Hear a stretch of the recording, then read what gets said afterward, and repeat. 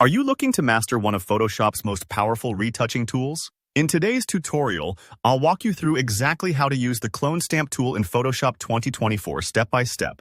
By the end of this video, you'll know how to seamlessly remove unwanted objects, fix blemishes, and even duplicate parts of an image, all with confidence. Let's dive right in and unlock the potential of Clone Stamp together. First things first, we need to select the Clone Stamp tool. You'll notice the icon in the toolbar. It looks just like a little rubber stamp.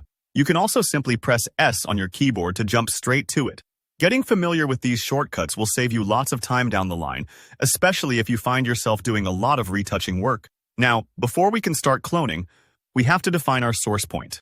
This is where you tell Photoshop, hey, copy from here. On your keyboard, hold down the Alt key if you're on Windows, or Option key if you're on a Mac.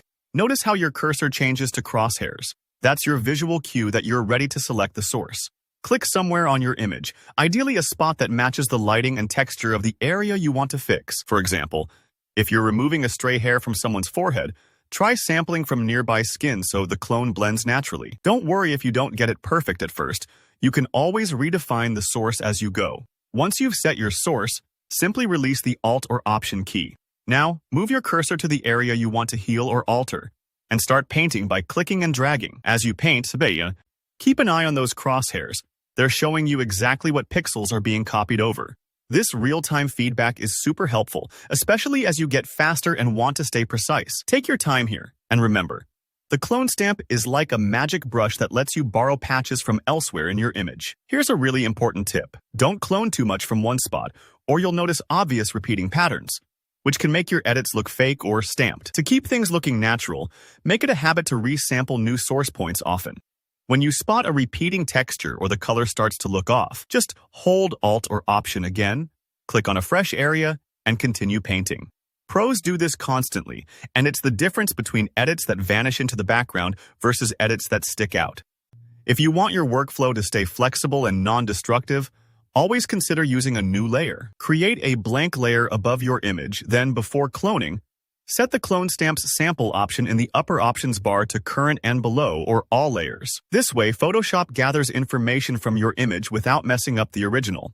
It also means you can erase, tweak, or mask the cloned content later. Much less risky, especially on big projects. Pay attention to your brush settings too. In the options bar, tweak the size and hardness to suit the area you're working in. For smoother blending, say, fixing skin tones or gradients, use a softer brush. If you need crisp edges like cloning bits of text or sharp lines, a harder brush works better. It's a small adjustment, but it really impacts the realism of your retouching. One more tip. As you work, keep watching those source crosshairs so you know exactly what's getting cloned. This awareness helps avoid cloning unwanted features, like accidentally copying an eyebrow into the middle of a forehead. And speed things up with keyboard shortcuts. Alt-Shift and the left or right bracket keys let you adjust your brush size on the fly without stopping mid-edit. So that's the basics and a few pro tips on using Clone Stamp in Photoshop 2024. It's an incredibly versatile tool once you get comfortable with sampling, layering, and brush adjustments. If you found this tutorial helpful, please give it a thumbs up and drop any questions in the comments. I check them all and love helping you out. Be sure to subscribe so you don't miss more tutorials and creative tips. Thanks for watching, and happy retouching!